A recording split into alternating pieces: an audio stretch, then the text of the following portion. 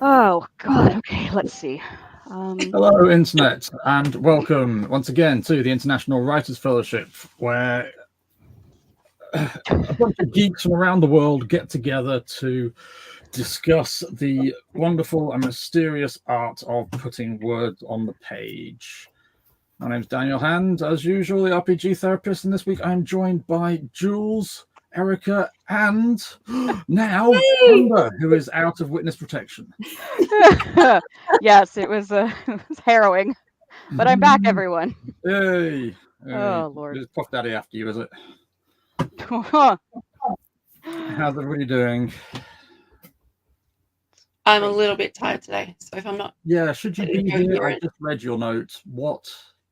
Is she okay? yeah, she's absolutely fine. I had a friend whose daughter had to go to emergency last night, so I was just helping out by looking out after the other one, and I didn't get home till midnight. So I had about 5 hours sleep. Yeah, and she's doing fine. So. You shouldn't be here, is the point I'm making. You should be asleep. But hey, I start work late today, so I can go and have a nap afterwards if I really need it. Yeah, that's fine. Yeah. Amber, Erica, how about yourselves?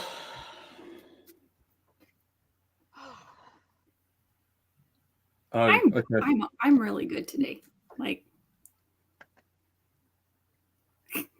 Ember looks frustrated.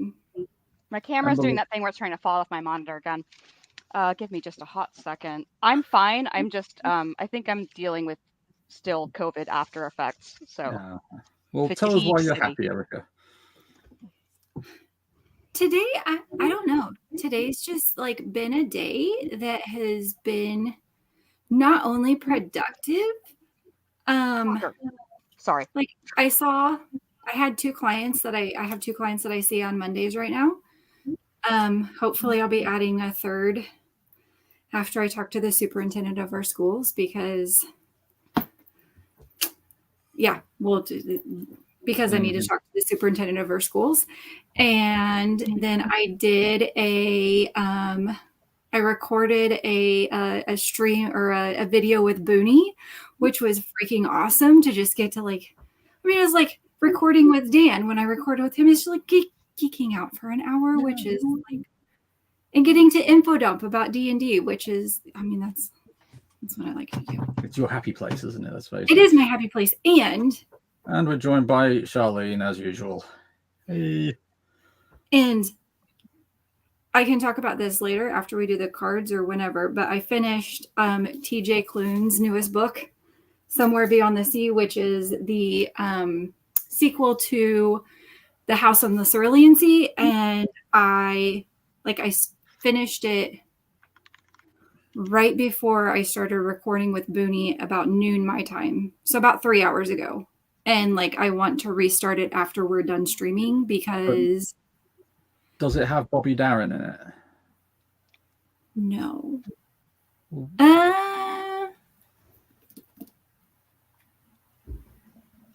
Maybe.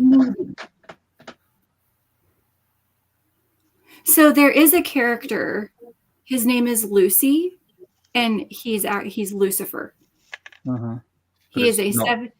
It's not Bobby Darin though. Well, he's 7 and he likes the music of old dead people. Like that is what brings him the most joy in life. Fair enough. And sometimes I have to read things a couple of times to catch everything because ADHD. And I don't retain everything the first time usually. So it is very possible that it is in there and I forgot it because I also finished this book that is 400 plus 400 pages in 2 days. Wow. That's Dan's brain doesn't compute. Yeah, that no. No. So I fly through things, and because I fly through them, I miss things sometimes. So Bobby Darin could potentially be in there. Well, as long as he's singing about Somewhere Beyond the Sea. There it is. I was like, Bobby Darin. I'm not. So you inhaled the book, is what we would say, Eric. Oh, yes, I devoured it. Do you have a book hangover? No, like I want to dive back in and consume again. Cards. Let us do cards. Who's doing cards this week? Not I, said the duck. I can. I've got decks. You do it then. I've done it the past couple of weeks, I think. I truly have the most horrible brain fog, you guys. So if I'm a little bit backstage today, just Yeah, I've up my meds, so I'm a bit the same.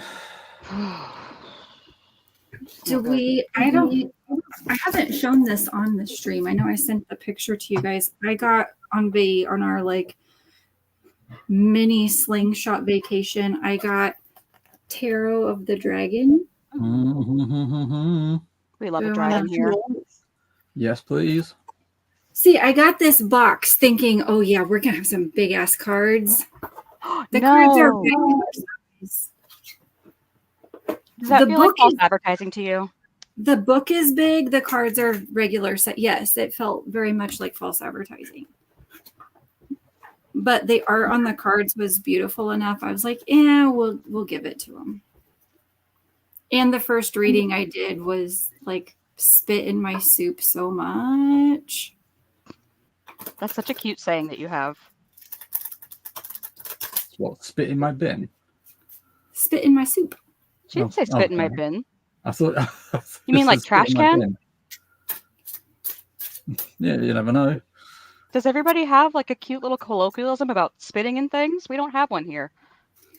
Oh, see, and that's an Adlerian thing. Yeah. Oh, yeah. We've had the conversation before, but again, it was before this morning, so I'm not going to remember it. Oh, And thanks for the welcome raid, to Booney. Booney. Hi, Booney. Minaya, Welcome, raiders. Darcy, thank you so much for coming, everybody. Welcome to the Hello. International Writers Fellowship, where we are just geeking out over dragons and cards at the moment. So, Okay. Love a raid. Erica is just going to draw us a card, and we will talk about how we interpret it for our writing. Okay. And just for the newbies here, most of us here have far too many decks of tarot cards and oracle cards, so we make use of them every week by just using them as prompts for discussion. So go on, Erica, break it to us. This is Oh the my goodness! me. Ready. Sire of Cups. Me like. Cups are good. Well, I'm glad. I'm gonna see if okay, I've got to put this down for just a second so I can find him, and then I'll hold it back up. Presumably the King of Cups. I need some cups in my life. Cups are all about prosperity and reaping what you sow. I thought that's Pentacles, isn't it? I wouldn't say as much. I thought This does it'd not. be, have it. I feel like pentacles are more about the sowing. I feel like the cups are all about joy and okay. get the back end of things. Yes, this would be the king. The sire, that would be the king. Okay. Oh my God, it's here. Here's it even bigger in the book. Rain on me, king. That sounded dirty. I'm sorry. Oh, Oh so my pretty. goodness me, that is excellent. Yeah, I don't know how much I paid for this, but it was well worth it. Okay. Tax write-off. I mean, abs-freaking-lutely. Yes. Okay. Beneath the banks of the sun-streaked clouds, a lush tropic isle floats like a turtle on a turquoise sea. Oh my God. Already. This is Dragon Island, where the Sire of Cups rules. His domain is the land and sea as far as his wings will carry him. But his home is here, on this little piece of sand and rock and green. With his wings open as tall ship sails, he dominates the landscape. The hill is his throne. The giant palm at his side, his scepter. Under his watchful eye, a great cup sits on the shore. An inquisitive young dragonlet balances on the rim, entranced by the vision he sees within, the image of himself, all grown perhaps, a sire in his own right. Abandoned by the retreating tide, a pair of starfish flounder on the blistering sand. Though minor subjects, they trust their liege dragon to treat them fairly and not leave them to perish in the sun. The Sire of Cups is wise and steady, tolerant and mature. Like clouds billowing across the sky, he is the essence of water behaving as air. Soft-spoken and self-assured, he has a quick and creative intelligence. His emotions are always under control. The quintessential diplomat, he rules more often with a nod than a roar. With gentle patience and an instinctual appreciation of human nature, he nurtures the strengths of others, secure enough in his own scales to give them their due and just rewards. As a father, he inspires his children with loving words and generous paw. Their happiness is his only wish, supporting their path through life, wherever it may lead. Such impossibly large footprints to fill, yet they are followed with glee. Be compassionate and astute. Listen well to both words and the heart behind them. Soft as they may be, their truth is there for those who can hear them. When you recognize pain in others, try to heal it. Oh, that was nice. Sire of Cups. And any that speak to anybody about the writing? What jumped out for me, I wrote several years ago now, wrote a story called Dragon Isle, because obviously he's on an island, and I wrote basically a fantasy special forces mission to raid an island of dragons. And yeah, so I spent a lot of time just thinking about that. There wasn't much in the way of diplomacy in that one, or indeed in much of my writing. I tend to write about things where diplomacy has failed. But a father figure, heart behind it. I've been pondering writing another Cirrus Nolodia story, and Cirrus has a lot of heart in him.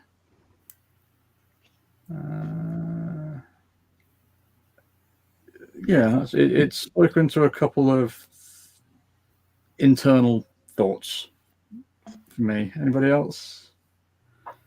Obviously, Erica, you reacted very well to that description of the sea being as the book you've been reading.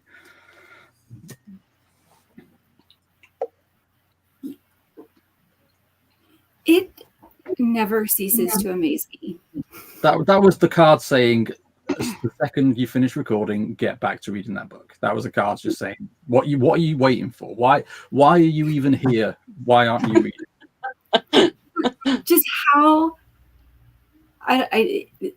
yeah.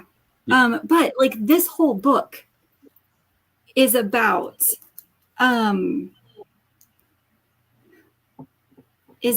the like, thank you. This pretty tough, yeah.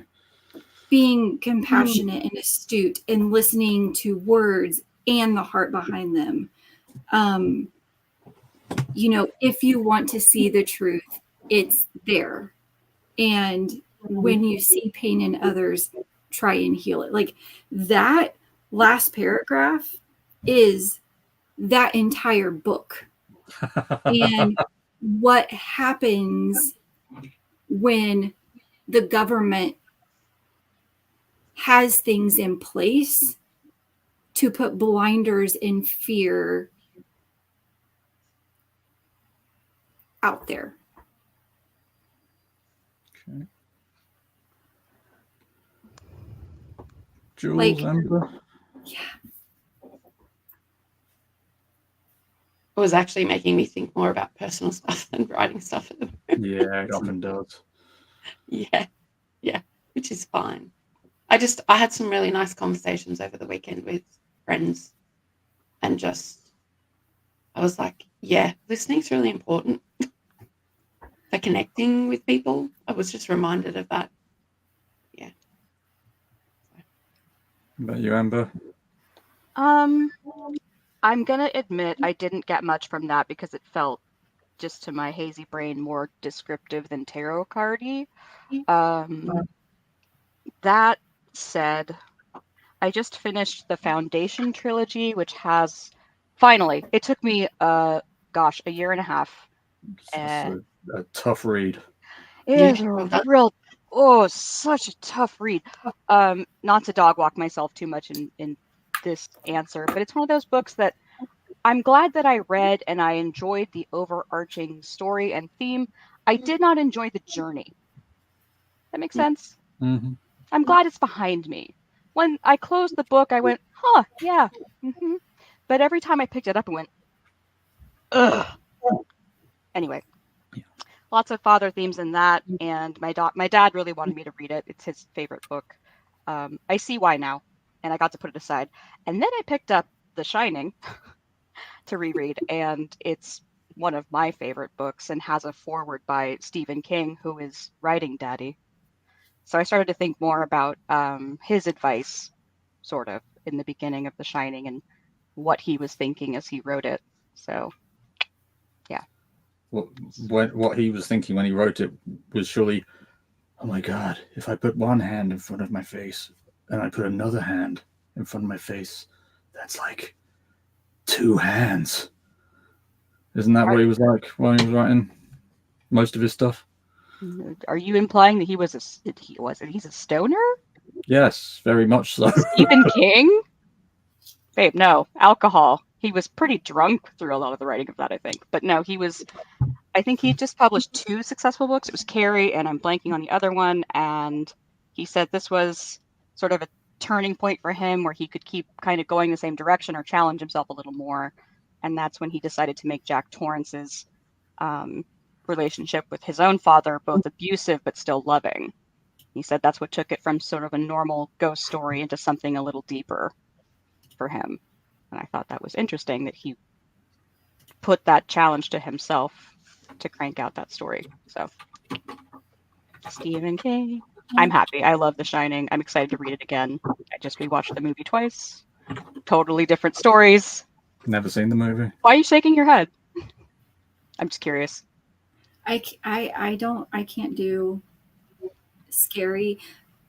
I can't do scary stuff if it could potentially happen, because it's too real, and it terrifies the ever loving crap out of me. I have like ridiculous nightmares for a long time. Totally okay. So, and Dan, you've never seen it? Nope. I haven't either. I'm not a horror person. No, I don't. I'm not a huge horror person. I find we've summarily disappointed Ember. She's like, why not? I do that by getting out of bed in the morning. That's fine. I've actually watched The Shining. Oh, okay. Scared the shit out of me. It is scary. So yes, and Here's Johnny was not scripted. Like I found this, I found this article of the 10 best non-scripted things in movies, and that was one of them. I was like, that was a fantastic ad lib. Well, and I'm pretty sure like you're on the money there. I think Kubrick's interpretation of The Shining is that there are no ghosts, and that the Overlook Hotel is not haunted, and that's all just people going cuckoo pants. So, but like red rum, like that, no, thank you. Anywho, Scary. I'll probably watch again this week. Moving on. I'm sorry, I do this to us. This is just so. Last week we touched on plans for upcoming for November. For Wham? I don't like that. I don't like it. Dan's really pissing in my Wheaties today. Well, I can't help it. I just don't like it. I don't like your attitude. What gets it for me is the exclamation. If you earn finish, punctuation. That's like the nerdiest writer thing you could do. Well, I just think it's a bit. I don't know. Try It's- hard. It can be a placeholder until we find a better option. Yeah, do you have a better idea, Dan? Win right in November. Exactly. That's how I feel about Wham.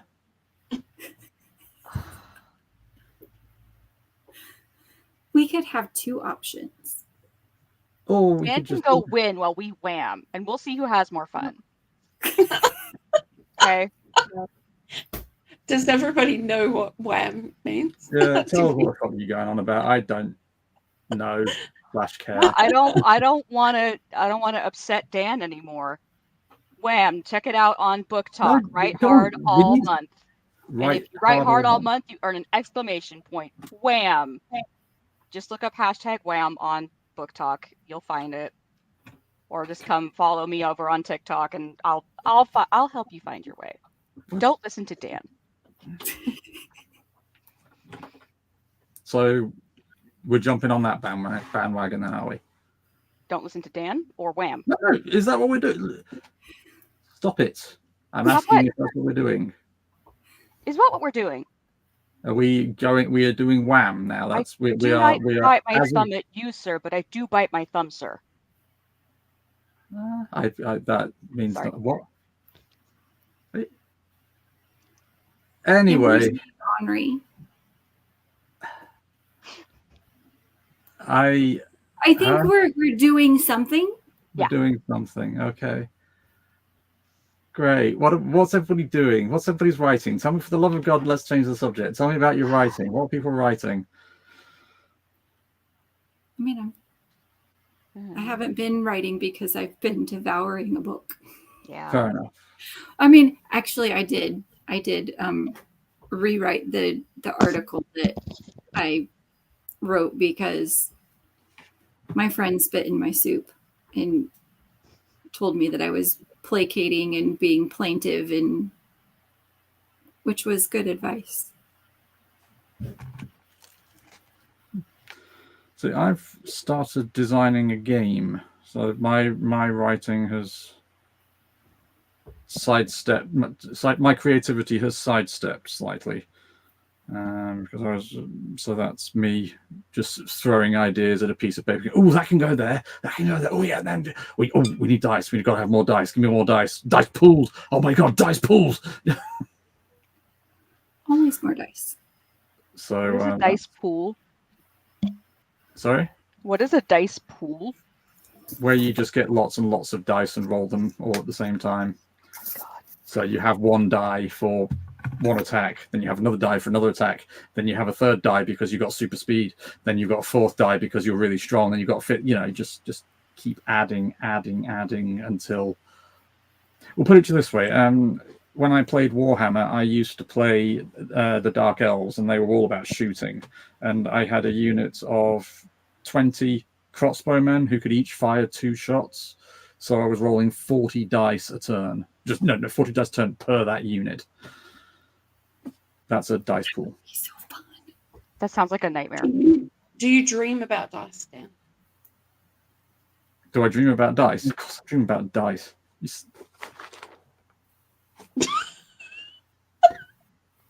Dan, I really wish you would stop showing us your sack on the stream. Hey, somebody has to, and it's now a ball sack, just so you know, because I've got because these arrived the other day. I've got ball dice, I've got spherical dice. They do Really look like soccer inappropriate. Yep. Mine are too hard to, my balls are too hard to get to, so I'm not going to get them out. That's Fair fair. play, fair play. It's because they're so big, right? I mean, they are kind of big. I've got one with 100 sides on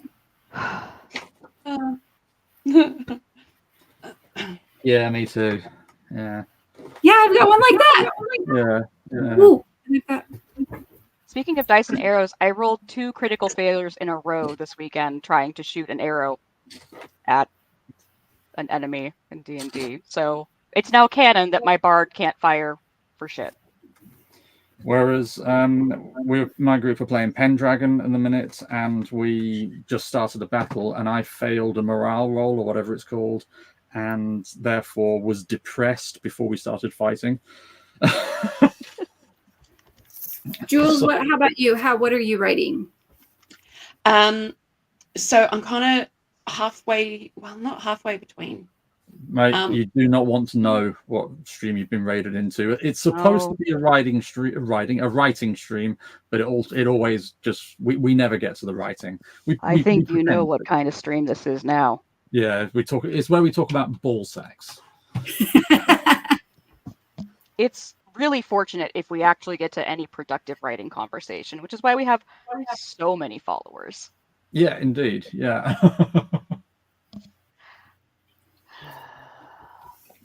I was saying something. You're writing. You're saying what you're writing. Yeah. So I blame it on Bruni. Blame it all on Bruni. Jules, go ahead.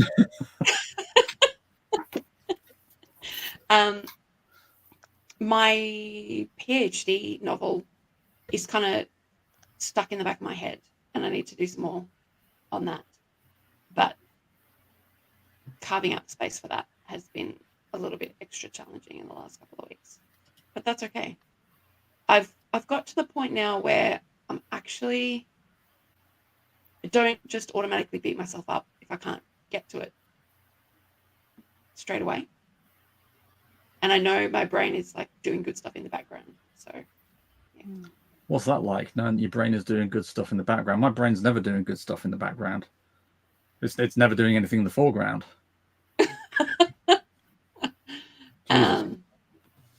Yeah, it feels good. I think if you look in the background of my brain, you'll just see Nyan Cat. I don't know what that means. Sorry. It's the flying rainbow cat. Techno. Don't worry about it. Sorry. It's probably better that you don't know. Fair play. It's Fair like play. taking up hard drive space in here. Yeah. The other day I called a high chair a baby seat. That's what it is. Oh. COVID just made my brain depressed you greatly. No, it's been bad. I really do have the worst brain fog lately. I really can't, I've been grasping for words. I'm not writing. I'm working tirelessly to get Manny Fuego through the final print proof edit. I got some really lovely feedback from ARC readers who I met through Book Talk. So thank you, ARC readers, if you're here. So I'm not writing, but I should be. How's Manny Fuego doing? What do you mean? As in, are people buying and reading it? Sales? Yeah. It's doing modestly. Not as well as I'd hoped. I think a lot of people are waiting for the print. Mm-hmm. So, yeah, understandable. Yeah, and the print had way more errors than I was hoping for, which was none, but it has many. So that's why I did the prints, and that's why I'm giving it to actual humans who aren't my friends to read through it and go, oh my god, it's missing a page. Not quite that bad, but best to know now. Yeah. Extra eyes is always helpful in that process. Absolutely. But the upshot is, a person who I never met before got it through the mail and was like, this book made me laugh out loud several times. And I'm like, how often can a book make a person laugh out loud? That's banana crackers. That's the greatest compliment anybody could give me about that book. They laughed out loud. They were reading a thing and went, that's. They did that crazy thing where everybody just looks at you going, well, you're right. I mean, I don't think I've laughed out loud at many books. So I'm like, that's. I do occasionally. You know what? Bring it in. Bring it in. You deserve. Good job. The last time I laughed out loud was I was reading a comic called Sex Criminals, and there was a line in it where a bloke was walking downstairs and he found himself in a sex dungeon, and the line was, "Holy fucking dildos," and that got me. And I was sitting in A&E at the time, so at something like 2 a.m. It was great. Manny, So yeah, well done you. Manny Fuego had me laughing. I laughed out loud multiple times in the last couple of days, and my family would just look at me. I'm like, because I was, interrupting their reading, and I'm like, I'm sorry. Like, try to hold it. I tried to hold the rest of it in, and sometimes you just can't because. That's got to be one of the best recommendations. Absolutely. Like if someone says the book was great, or if somebody says it made me laugh out loud multiple times, which one would you rather read? Yeah, the laugh out loud one. Yeah, I think I also cried I teared up a couple of times just because it hit me in the feels.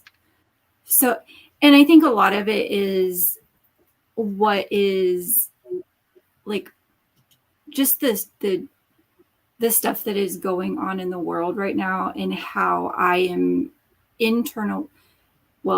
not necessarily in the world, and more specifically in our country where I'm currently living, and feeling so not all the way powerless and also feeling powerless at the same time. Like feeling validated through fictional characters and like sympathizing and empathizing, and like I felt anger, and I felt sadness, and like wanted to go burn. Like I'm not even going to say that, actually. I'm not even going to say that. But like wanted to cause some serious harm, and also laughing my ass off. Well, I mean, just to talk about our work for a second, that's why the work we do is so powerful, because people do resonate with fictional characters, do empathize with them, can learn from them. It's an amazing experience. So, yeah. Well, okay, so can I, because in this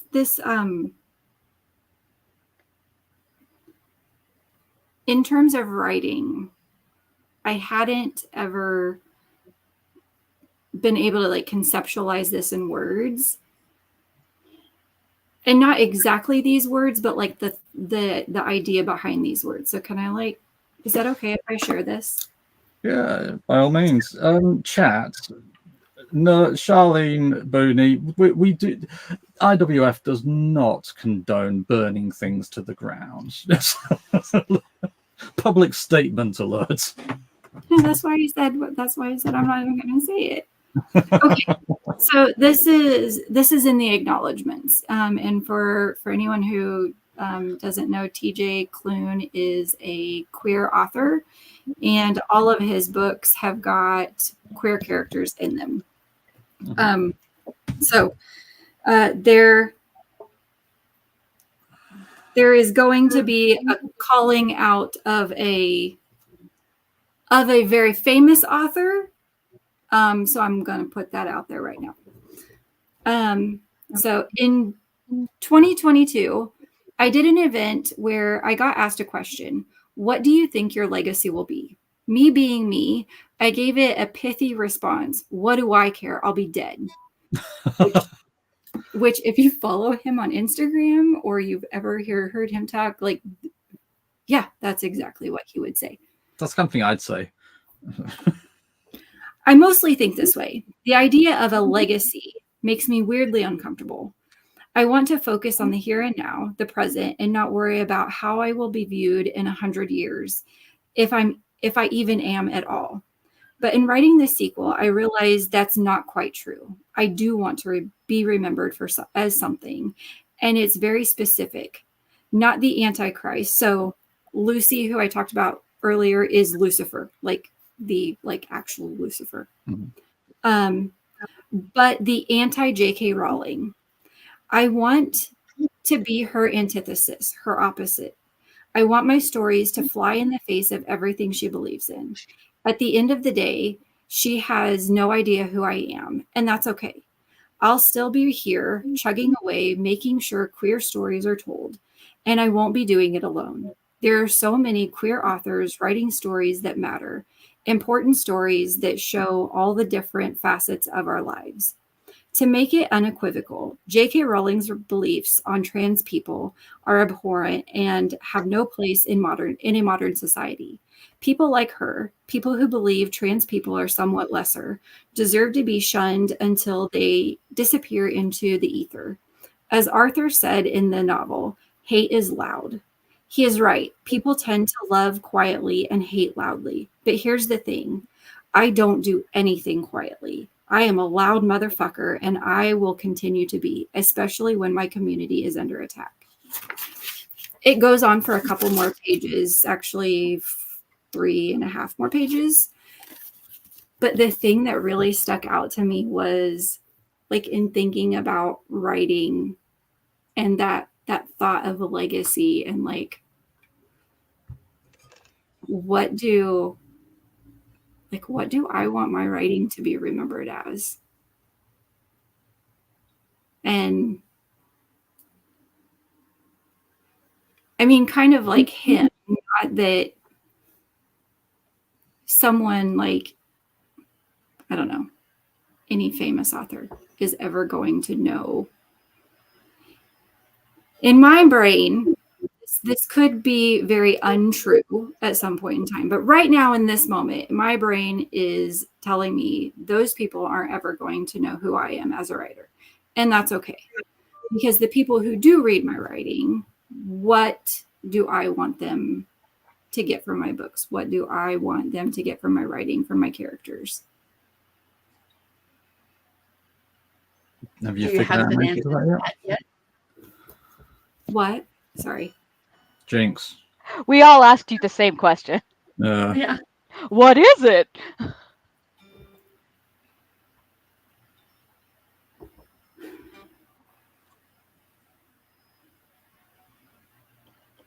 I want somehow it, like, if one person connects with a character that I write and gets something from them, feels seen, feels validated, it's like, this person sees me.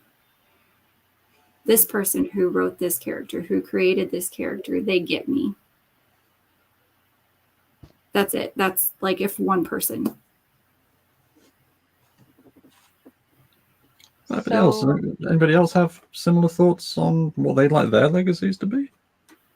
Well, now I'm just curious. So you read my book and you cried and you laughed. So does that mean you get me? Was that your intention, Ember, for that to be the response? To be With understood? Manny, I think I Absolutely. get some, My I think sorry, I go get ahead. some of your, I think I get some of, like, I get your humor, and I get, like, there is some, okay, so this is not me like trying to like therapize or like put Do on it. that hat. Do it. Do it. But no. Just from reading Manny and what happened with Bradley, I would guess that there has been some deep shit that has happened in your life that hasn't maybe all the way been worked through, and that you use humor to get through it. And what was the last line? What was the last line that I texted you? It was like, best fucking last line of a book I think I've Do we ever say it on stream though? Oh, no, let's not say it on stream. But I know like what you're saying. Yeah. that. Oh. And you're doing that. Oh. Wow, Dr. Lecter, way to get in there. Damn. On the money. Yeah. So yeah, and definitely to Jules's question, my goal with my writing is, I guess, twofold. To entertain, because I've always used reading as an escape and a way to process my own shit, and to be understood. I always enjoy art and artists who put themselves into their work, and you can kind of untangle them as you untangle it, and understand them as you understand yourself. And I think all of us want to be known. I think all of us want to be understood. And yeah, as somebody who has gone through some shit and has been like messy in the past, and there's a strong desire to have people see that like beneath this goofy exterior is like a lot of melancholy that I like. Carrie. I have to keep making jokes so that things don't make me just want to like stop moving. Mm. The end. This has been therapy with Amber Gray. That'll be $150. How about you, Jules? It's like that's too little. Listen. Yeah, I'm sorry. No, that's. Mm-hmm. I'll take anything. Would you like my Venmo information? Yes, I'm broke.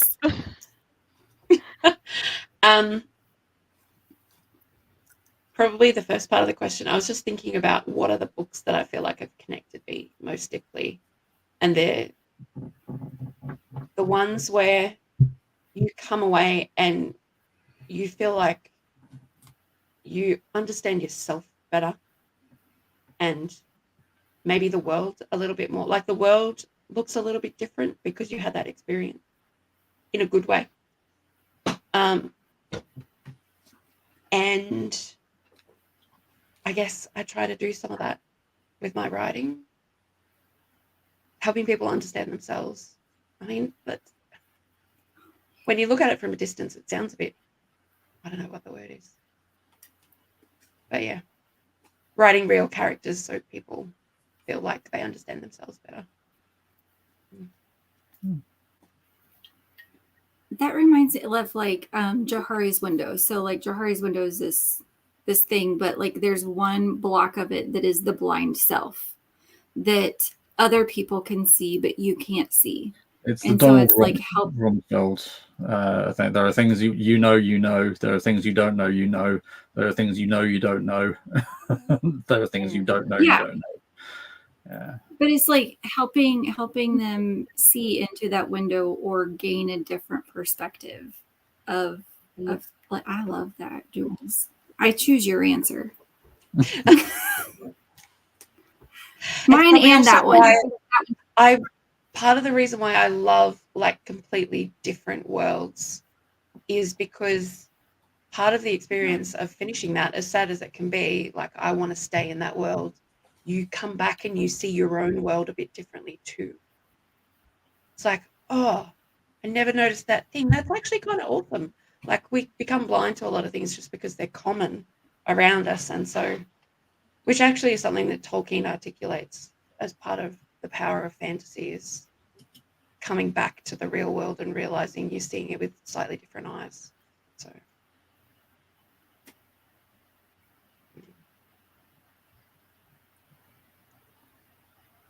Dan? Deep.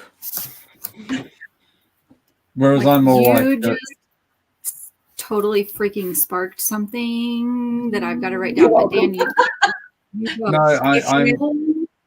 I was just going to say, if you've never read it, Tolkien's essay on fairy stories is definitely worth a read. I'd go back to that many, many times. Whereas Yeah. I'm very much like of the opinion that started all this. I don't know what my legacy is going to be.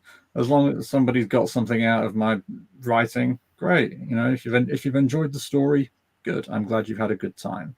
If you've learned something from role-playing games and psychotherapy, I sincerely hope it helps you and your clients in your work together.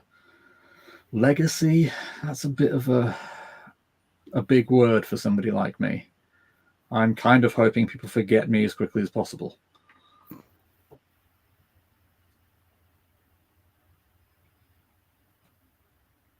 Not gonna happen, my friend. I didn't say it was going to happen. I'm just saying.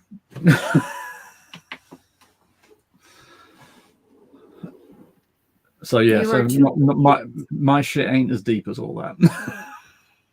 Mine's more like, did you have a good time? Excellent. Mission accomplished. There's nothing, but it doesn't have to be deep. No, I'm just saying it's everybody else has given such profound answers, and I'm like, did you enjoy reading it?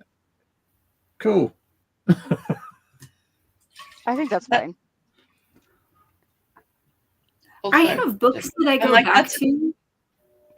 Oh God, I'm sorry. I was frozen there for a second, and I did not have a pleasant look on my face. Like, what in the hell was that? But like, I have stories that I'll go back to if I need a laugh, or if I need to have a good time. That's what I'm going to go and do. Yeah.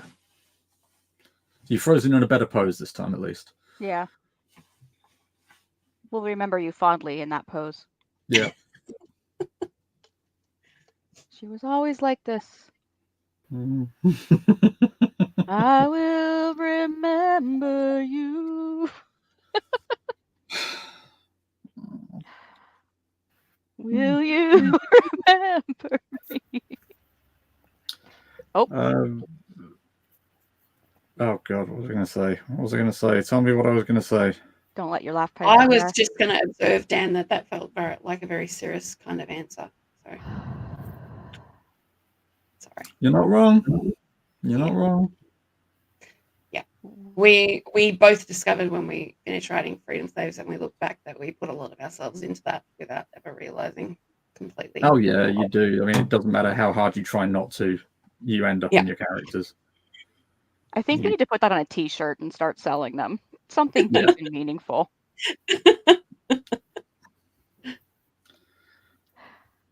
I don't know if I feel seen or attacked. Scene. But Mhm. the thing is, you would actually wear that T-shirt. You Damn would. right I would. Jesus Christ. Along with we'll cross that bridge when we come to it. And it's better to have it and not need it than need it and not have it. It drives my son up the wall when I say shit like that. It's fantastic. It's the only reason I say it these days. We'll do the bridge one, but we'll have to add an addendum about like, but only if Tolkien didn't write about it. That you have been traumatized by that bloody bridge, haven't you? Jesus Christ. I didn't enjoy all of that journey. Did you not? No. No. The Hobbit was better than Lord of the Rings. I'll say it until I die. Come at me, nerds! Does anybody watch Rings of Power? Nope. Is it any good? Oh, you're asking me? If somebody's seen it, is it any good? I've seen the first season. I was kind of disappointed. I was actually, the visuals are impressive. Like, I'm like, what's good production quality? But the story is just now disappointing. So I actually gave up after 2 episodes this season. Like, yeah, now I'm done. I'm going to have to start watching Agatha All Along. That looks fun. What's that?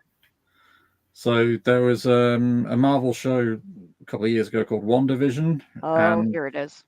one of the main, so the villain was a witch called Agatha, and this is it's Catherine Hahn, is that her name? And she's just amazing in everything she does, and it looks basically like a spooky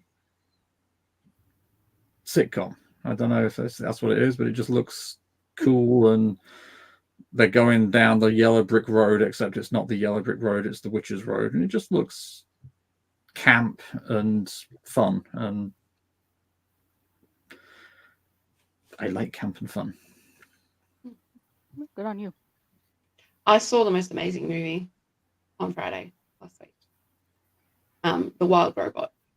If you have not seen it, go and see it. Oh, Erica's seen it. So No, good. we saw the previews for it, and we wanted to see it. Talk about giving you all the feels, laugh, cry, all the good things. What is it? What's it about?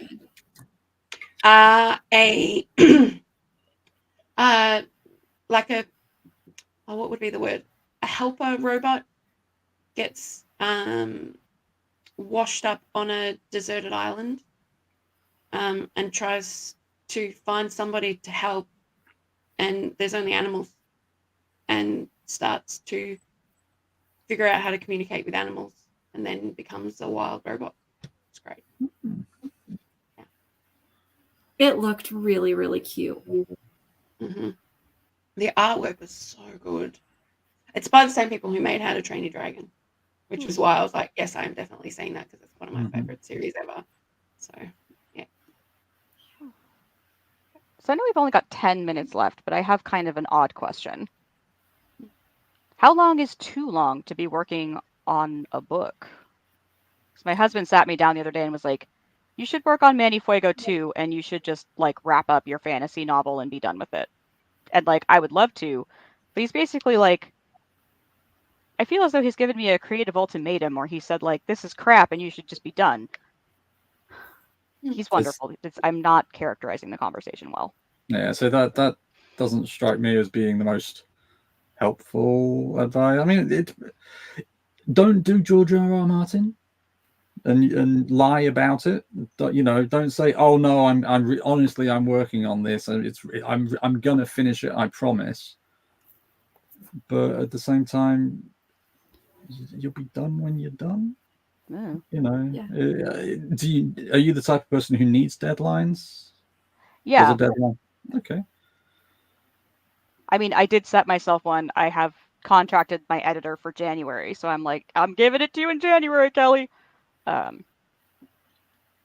He thinks it's holding me back from starting other projects that would be better. Do you feel like you're making progress with it? Not right now. I'm bogged down in like 1,000 other things and gotta. You probably wouldn't be making progress on anything at the moment. Mm-hmm. Yeah. As in, when you have worked on it, did you feel like you were making progress? Yeah. Yeah. I'm halfway through the rewrites, which I've been working on this year. It's taking time.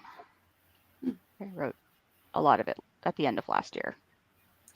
Well, I mean, put it to you like this. Jules and I wrote the first draft of Freedom Slaves over a decade ago, and the second draft.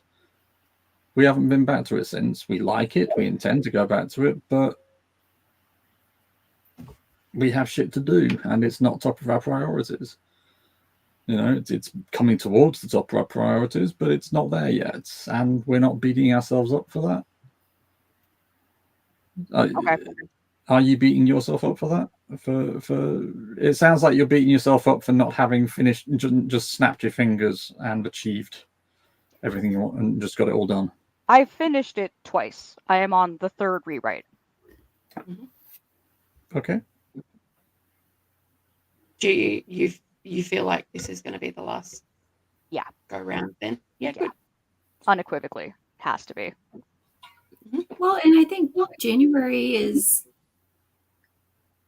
feasible. Does January feel doable? Bearing in mind it's not November. Bearing in mind November, and bearing in mind that I've planned to finish the Manny Fuego thing this week and actually be done and have the print for fucking sale, and then it's just up to Chandler to get and Jen to get the audiobook out, which requires significantly less work from me. I'm super excited for the print. Yay. I get like $1 a book. Which so sucks for you. I hate that for you. I think it's worse with a publisher, so. Oh, okay. I don't know. Well, then what do you get, Dan? 30 cents per book? I genuinely can't remember. $3, I think. Fuck. Academic books are expensive. Well, but if it was the price of Manny Fuego, it'd be about $1. Yeah. I have to bump the price of Manny Fuego so I actually make money and don't lose money printing it. So. Yeah. And I already told you what my thoughts were on that. And what I have paid for. Oh, just that I I've paid $15 for some novella books, and that I don't care. I mean, I was just looking back. I started writing Alana, and granted, this is not a single book. Even though I think of it in my head as a single book, because it's one campaign. It was like it's one full story. I started writing Nano of 2020. That's only 4 years ago. And I've done zero. Well, I take that back. I was going to say I've done zero rewrites. I've done one edit, and that was what I read aloud last year. I started I working on this edited- 20 years ago, Erica. 20 years ago. Granted, Fantasy. I've gone through a lot, and I've built an Yeah. entire world with cultures and religions and places and artifacts and bullshit and fashion and No, that takes a long time, though. I History. didn't have to do any of that. I've been working in my world since I was my mental math skills. 24, 25 years. Yeah, so you were working on it before we met.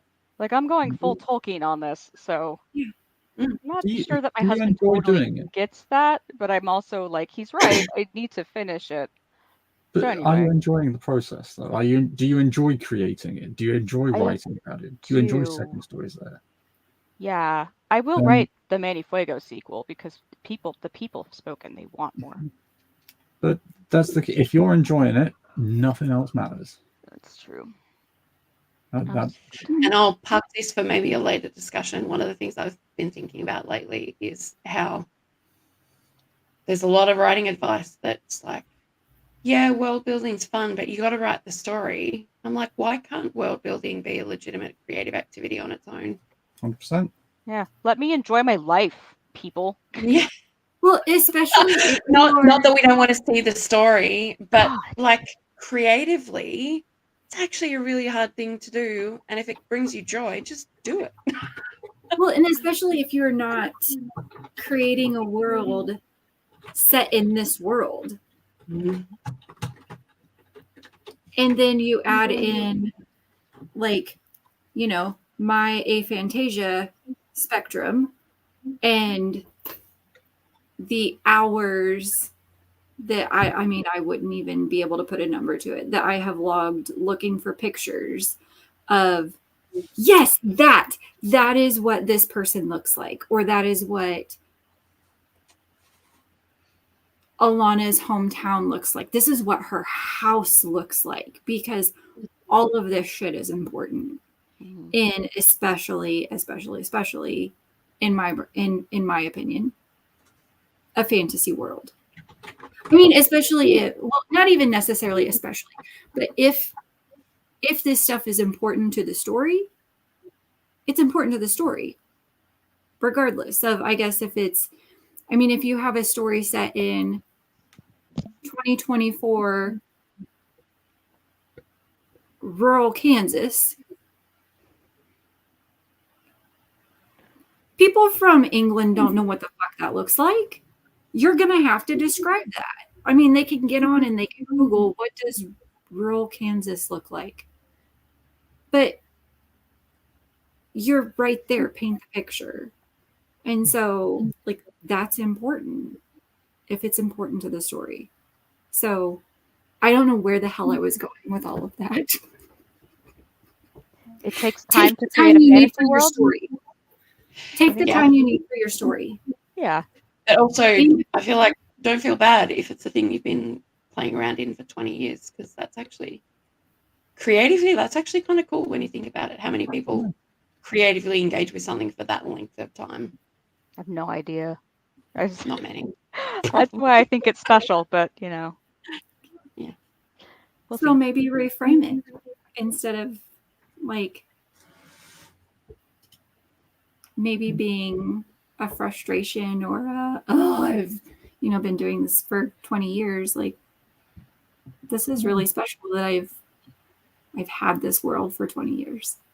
Well, thank you. I do think that when people can actually read it, that they will feel like they're stepping into like a living, breathing place that they're going to want to play and hang around in for a good long time, which is what Mhm. I'm hoping for. I want the rabid fandom. I want to And be the then- anti-JK Rowling as well. I want to create a Yes. place where they feel safe and create their own OCs and run around and go, ooh.